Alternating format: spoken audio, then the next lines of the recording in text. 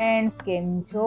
આજે આપણે એકદમ મસ્ત મજાની સ્વીટ મગની દાળનો શીરો, જે બહુ જ ટેસ્ટી લાગે છે. બનાવવામાં થોડીક મહેનત છે, એની ટ્રીક અને ટેકનિક સાથે બનાવવાનો છે. થોડીક લાંબી પ્રોસેસ છે, પણ સ્વાદમાં એટલો સરસ લાગે છે ને કે બનાવેલી મહેનત પછી એમ થશે કે વાહ વાહ, બહુ સરસ શીરો બન્યો છે અને બહુ મસ્ત લાગે છે. અને ઘરના બધા જ લોકોને ખૂબ જ પસંદ આવે એવો શીરો બનાવવાનો છે. એની માટે સૌથી પહેલાં મેં મગની દાળ 1 વાટકો લીધો છે. એને મેં 3 કલાક ઠંડા પાણીમાં પલાળી લીધી છે.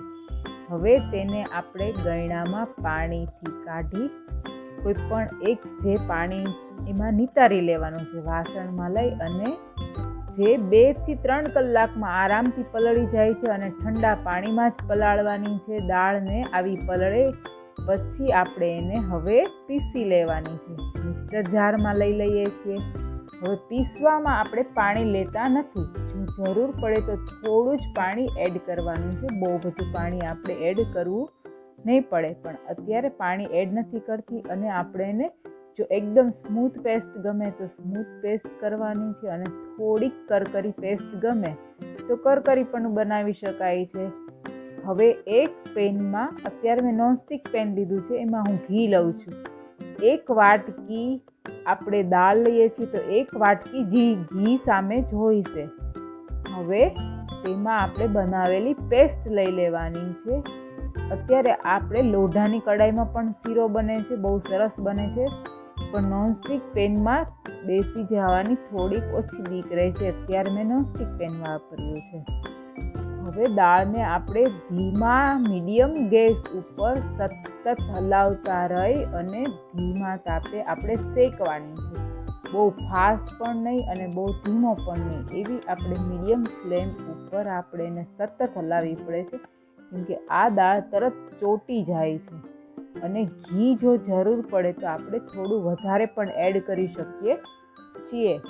અને આવી રીતે સતત ધીમે ધીમે હલાવવાનું છે. અને લગભગ આ શેકવાની પ્રોસેસ આપણે 15-20 મિનિટ અથવા એનીથી પણ વધારે વાર શેકવું પડે છે, કેમકે એકદમ આછા ગુલાબી રંગની, એટલે સોનેરી જેવો રંગ આવે ત્યાં સુધી આપણે એને શેકવાની છે.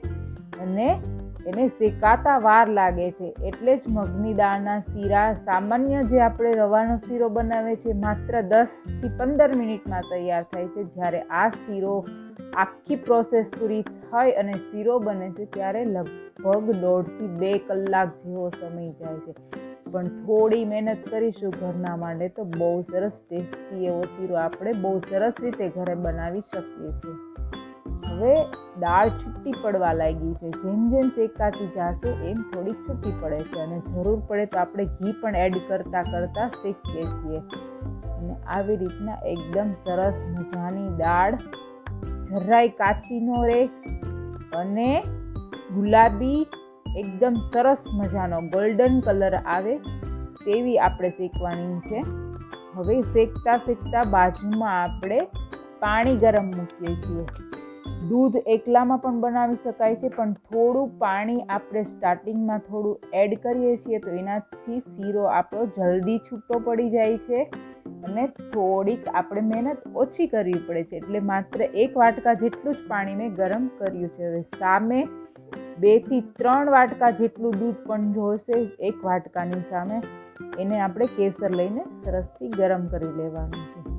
હવે એકદમ મસ્ત મજાની દાળ શેકાતી હોય ત્યારે જ આપણે એમાં જે પણ ડ્રાયફ્રૂટ આપણે એડ કરવા હોય, કાજુ, બદામ, પિસ્તા, જે પણ આપણે એડ કરવું હોય તે એડ કરી દેવાનું છે. અત્યારે મેં ખાલી બદામ જ લીધી છે. અને સાથે એ એકદમ સરસ ગુલાબી શેકાશે તો એનો ટેસ્ટ પણ મસ્ત આવે છે. હવે જે કેસરવાળું દૂધ છે તેને પણ આપણે ઠંડુ દૂધ એડ નથી કરતા, પણ એને ગરમ પણ કરી લેવાનું છે. અને 1-2 ઉભરા આવે એવું કરીને પછી જ એડ કરીએ છીએ. દાળ એકદમ સરસ શેકાઈ ગઈ છે, જોઈ શકાય છે. અને પાણી પણ એકદમ ગરમ છે, એડ કરી દીધું છે. હવે તેને આપણે હલાવીએ છીએ. અને હવે તેમાં આપણે જે ગરમ છે દૂધ એ જ એડ કરવાનું છે, એ પણ એડ કરી દઈએ છીએ. હવે જો આમાં તમે આ સ્ટેજ ઉપર માવો એડ ના કરવાના હો તો દૂધનું પ્રમાણ હજી થોડુંક વધારે એડ કરી દેવાનું છે. અત્યારે હું પછી માવો પણ લેવાની છું, એટલે દૂધ થોડુંક મેં ઓછું રાખ્યું છે. પણ 1 વાટકીની સામે 3 થી 4 કોઈ પણ લિક્વિડ આપણે બને તો દૂધ જ વાપરવાનું છે, પણ થોડુંક પાણી એડ કરીને શીરો બનાવવાનો છે, એટલે શીરો એકદમ સરસ મજાનો બને છે. હવે આ પ્રોસેસ પણ થોડીક લાંબી છે. દૂધ બધું જ બળી જાય અને સતત હલાવતા રહેવાનું છે. અહીંયા હાથમાં આપણને છાંટા ઉડવાની પણ બીક લાગે છે, એટલે માથેને ઢાંકણું ઢાંકી દીધું છે. કોઈ પણ જે તમે પેનમાં બનાવતા હો એટલે આપણે દાઝવાની બીક થોડીક ઓછી લાગે. હવે હું કાજુના ટુકડા એડ કરી દઉં છું અત્યારે, અને દૂધ બધું જ બળી ગયું છે. હવે હું ખાંડ લઉં છું, તો 1 વાટકીની સામે આપણે 1 વાટકી ખાંડ લેવાની આવશે. હવે બધી જ ખાંડ આપણે અત્યારે એડ કરી અને પાછું સરસથી હલાવવાનું છે. અને જે ખાંડનું પાણી થાય અને બળી જાય એટલે અહીંયા પણ ચોંટી જાય છે, ખાંડ હોય છે, એટલે સતત હલાવવાનું પાછું ચાલુ જ રાખવાનું છે. 2-3 જણા જો શીરો બનાવતા હોય અને વારાફરતી હલાવતા હોય તો આપણું કામ જલ્દીથી પૂરું થઈ જાય છે. હવે અહીંયા ખાંડનું પાણી બળી ગયું છે અને હું માવો એડ કરી દઉં છું. અત્યારે જો તમારી પાસે માવો ના હોય તો તમે દૂધનું 1 વાટકાનું પ્રમાણ વધારે કરી અને પણ શીરો બનાવી શકો છો, અને ઘરની મલાઈ પણ એડ કરી શકો છો. મેં માવો લીધો છે. હવે જ્યાં સુધી પેનમાં ઘી છૂટું ન પડે અને સીઝે, શીરાને થોડીક વાર ધીમા તાપે પણ રાખવાનો આવે છે, ત્યાં સુધી સતત હલાવવાનો છે. અને ઘી છૂટું પડવું પણ જરૂરી છે. તો ફ્રેન્ડ, સતત હલાવતા રહી અને થોડીક વાર ઢાંકીને આપણે એને સીઝવા દેવાનો છે. અથવા તમે નીચે લોઢી અથવા કંઈ પણ તાવડીનું બટકું રાખીને પણ થોડીક વાર સીઝવા માટે રાખી શકો છો. એલચીનો પાવડર એડ કરી દેવાનો છે અને પાછું આપણે સરસથી મિક્સ કરીને શીરાને થોડીક વાર આપણે ધીમા તાપે સીઝવા દઈશું, એટલે આપણો શીરો છૂટો પડી જાય છે. અને એકદમ સરસ મજાનો શીરો બનીને તૈયાર થઈ ગયો છે. યમ્મી એવો મગની દાળનો શીરો છે, એકદમ ઘરે બનાવેલો, ટેસ્ટમાં એકદમ ટેસ્ટી અને બેસ્ટ છે.